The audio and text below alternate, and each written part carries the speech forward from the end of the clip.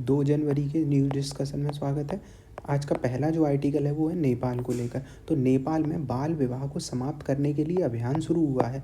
इस अभियान का नाम क्या है? Child marriage free Nepal. तो चाइल्ड मैरिज फ्री नेपाल इसका नाम है। आयोजन कहाँ होगा? तो राजधानी काठमांडू में। सहयोगी कौन है? तो भारत का एक संगठन है जस्ट राइट फॉर चिल्ड्रन और एक नेपाल का है बैकवर्ड सोसाइटी एजुकेशन। इन्होंने इस अभियान को शुरू किया है नेपाल में। अगला है पाकिस्तान को लेकर एक न्यूज़। जो ये गिलगित बाल्टिस्तान वाला एरिया है, ये कौन सा एरिया है? पाकिस्तान ऑक्यूपाइड कश्मीर है, जो पाकिस्तान ने कब्जा करके रखा है, भारत का एरिया है। अब यहाँ पे एक व्यक्ति हैं जो यहाँ के पूर्व मुख्यमंत्री रहे थे, खालिद। तो खालिद खुर्शीद खान, उन्हें आतंकवादी और राजद्रोही आरोपों में उन्हें 34 साल की सज़ा दी गई है गिलगित बाल्टिस्तान के। तो हमें इस थोड़ा मैप देखना है पहले। तो ये एरिया है LOC वाला, लाइन ऑफ कंट्रोल वाला, जो पाकिस्तान ने इस एरिया को कब्जा करके रखा है, इस वाले एरिया को। तो ये गिलगित बाल्टिस्तान याद करके रखना है। अब पाकिस्तान का थोड़ा मैप देख लेते हैं। तो ये लाहौर वाला एरिया है और नीचे है कराची जो कि पोर्ट है। और इधर वाला एरिया, ये पाकिस्तान से अलग होने के लिए यहाँ लगातार विद्रोह चल ही रहे हैं, ये है बलूचिस्तान वाला एरिया। तो ये है। और जो चाइना ने एरिया कब्जा करके रखा है उसका नाम है अक्साई चिन वाला एरिया है। अब है 78 में जो संतोष ट्रॉफी है उसका विजेता बना है वेस्ट बंगाल। तो फुटबॉल का ये खेल है संतोष ट्रॉफी, और इसमें वेस्ट बंगाल ने खिताब जीता है। अगला आर्टिकल है गुजरात को लेकर पहला। तो गुजरात में क्या हुआ? एक नया ज़िला बना है। तो ज़िला बना है तो किसी ज़िले को तोड़ के बना होगा। तो बनासकांठा ज़िला है। बनासकांठा ज़िला कहाँ पे है? ये रहा बनासकांठा ज़िला, जो कच्छ के पास है। इस ज़िले को तोड़कर बाव थराद नामक एक ज़िला बनाया गया है। तो बनासकांठा ज़िला को तोड़कर बाव थराद नामक एक ज़िला बनाया गया है। तो ये है। अगला एक आर्टिकल है महाकुंभ को लेकर। तो कुंभ में प्रयागराज में हो रहा है, वहाँ पे संविधान गैलरी स्टार्ट होगी। तो संविधान की गैलरी एक स्टार्ट होगी कहाँ? प्रयागराज में, महाकुंभ के दौरान। अगला है UNSC जो है, यूनाइटेड नेशन सिक्योरिटी वाला। उसमें क्या हुआ है? पाकिस्तान का कार्यकाल स्टार्ट हो गया है। यहाँ पे अस्थाई सदस्य होते हैं 10। तो 5 अस्थाई सदस्य अभी इस साल से कौन से स्टार्ट हुए हैं जिनके पास सदस्यता आई है? वो है पाकिस्तान, डेनमार्क, ग्रीस, पनामा और सोमालिया। तो ये 2 कंट्री हैं जो डेनमार्क और ग्रीस यूरोप के हैं, पनामा अमेरिका में है, और पाकिस्तान एशिया से है, और सोमालिया अफ्रीका से है। अगला है रूस का बारे में। तो रूस में क्या हुआ है? होटल और अन्य आवासों पर 1% अतिरिक्त शुल्क लगाया गया है, पर्यटन कर। तो 1% नया पर्यटन कर किस देश में लगा है? रसिया में। क्यों लगा है? वहाँ पे इंफ्रास्ट्रक्चर का विकास करना है।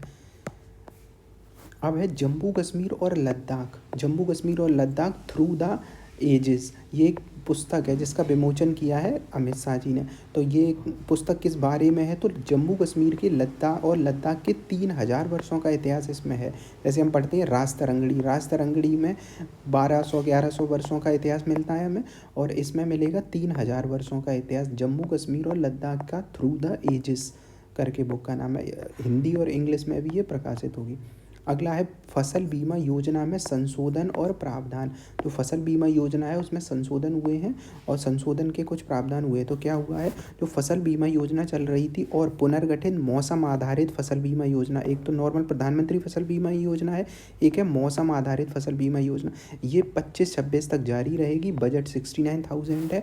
अब यहाँ पे एक फ़ंड बनाया गया, उसका नाम है fiat fund, FIAT fiat fund. तो इसका मतलब क्या है? Financial investment for agriculture and technology fund. Financial investment for agriculture technology end fund मतलब क्या हुआ? एग्रीकल्चर के क्षेत्र में जो विकास किया जाएगा उसके लिए एक फ़ंड बनाया गया 824 करोड़ से।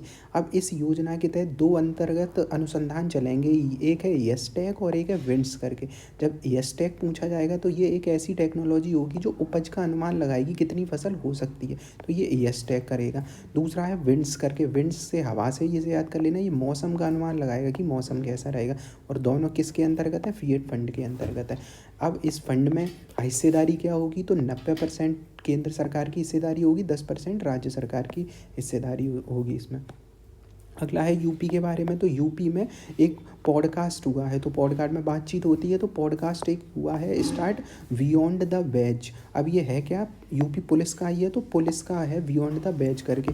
अब पहला एपिसोड जो आया था उसमें रिटायर्ड डीजी आए थे, एस एन सावत। तो एस एन सावत आए थे पहले एपिसोड में। एंकर हैं रवीना त्यागी, और नेतृत्व जो इसका किया है पूरा बनाने का वो किया है डीजीपी प्रशांत कुमार के नेतृत्व में ये शुरू हुई है। तो रिटायर्ड डीजी आए थे एस एन सावत, पर जो बनाया है इसे किसने के मार्गदर्शन में, तो प्रशांत कुमार जो डीजीपी हैं। महाकुंभ में पहली बार डोम सिटी तैयार होगी, तो ऐसे इस प्रकार के कुछ डोम बनाए जाएंगे, तो ऐसे डोम का कर किया जाएगा महाकुंभ के दौरान। तो 44 कमरों वाली पारदर्शी पॉलीकार्बोनेट सीट से बने होंगे ये, और ये इनमें 360 व्यू होगा और आधुनिक सुविधाएं होंगी। और ये बना कौन रहा है, ये इंपॉर्टेंट हो जाएगा, यूपी पर्यटन विभाग और ईवो लाइफ स्पेस के द्वारा। तो यूपी पर्यटन विभाग और ईवो लाइफ स्पेस के द्वारा ये बनाए जाएंगे। अगला चेस से संबंधित है, विश्व ब्लिट्ज शतरंज चैंपियनशिप है, महिला वर्ग में जीती हैं वैशाली। महिला वर्ग में कौन जीता है, वैशाली, मतलब कांस्य पदक वैशाली ने जीता है, और जो गोल्ड जीता है वो किसने, चीन की जू वेनजुन ने जीता है। तो वैशाली ने कांस्य जीता, जू वेनजू ने गोल्ड जीता है। अब पुरुष ओपन में कौन जीता है, तो कार्लसन और नेपोन मियाची करके हैं, ये इन्हें संयुक्त खिताब मिला है, तो संयुक्त इन्होंने शेयर किया है खिताब को, कार्लसन और नेपोन मियाची ने। दुनिया में 8 अरब जनसंख्या को पार कर गया है, तो अब जनसंख्या कितनी हो गई है, 8.09 बिलियन। तो 8.09 मतलब 8 बिलियन के आसपास हो गया है, तो ये 1 जनवरी को हो गया है 8 अरब। अब भारत में कितना है इसमें से 8 अरब में से, तो 1.45 है, 1.45 अरब जनसंख्या कहाँ है, भारत में ही है। और अब जो नए जन्मे हैं विश्व में, नए जन्मे में 17.4% भारतीय ही होंगे।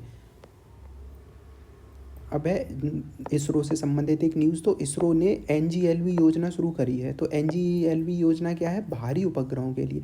अभी क्या होता है, हमारे पास जो सबसे बड़े हम स्पेस में भेजते हैं वो जीएसएलवी के माध्यम से भेजते हैं, जो 4000 किलोग्राम तक वजन को ले जा सकते हैं। पर इससे ज़्यादा वजन के जब हम भेजते हैं तो हमें विदेशी सहायता लेनी पड़ती है। तो अब एनजीएलवी जो बनेगा 2032 तक, ये 4000 किलोग्राम से अधिक वजनी वाले उपग्रहों को प्रक्षेपित करने की क्षमता रखेगा। तो एनजीएलवी की फॉर्म क्या है, न्यू जनरेशन लॉन्च व्हीकल, और इसके लिए रुपए कितना दिया जा रहा है बजट में, 8,240 करोड़ रुपए है।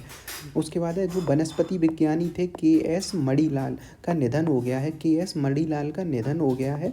ये वनस्पति विज्ञानी थे, और महत्वपूर्ण कार्य क्या है इनका, इन्होंने एक बुक का अनुवाद किया था, तो है हार्ट्स मालाबारिकस, हॉर्ट्स मालाबारिकस करके एक बुक थी, तो उसका इन्होंने अनुवाद भी किया। वनस्पति विज्ञानी है, नाम है के.एस. मणिलाल। अगला है अमेरिका। अमेरिका में नई साल के दौरान आतंकवादी घटना हुई थी, और ये घटना कहाँ हुई, न्यू ऑरलियंस शहर में।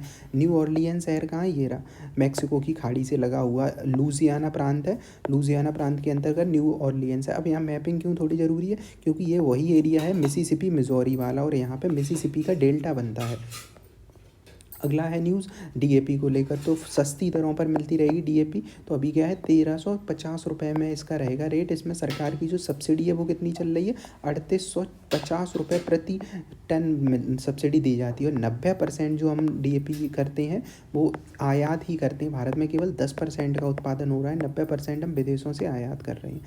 अब रक्षा मंत्रालय की एक न्यूज़ है कि रक्षा मंत्रालय ने कल किया किया था कि 2025 को सुधारों का वर्ष नाम से जारी किया है, मतलब रक्षा क्षेत्र में सुधारों का वर्ष होगा 2025।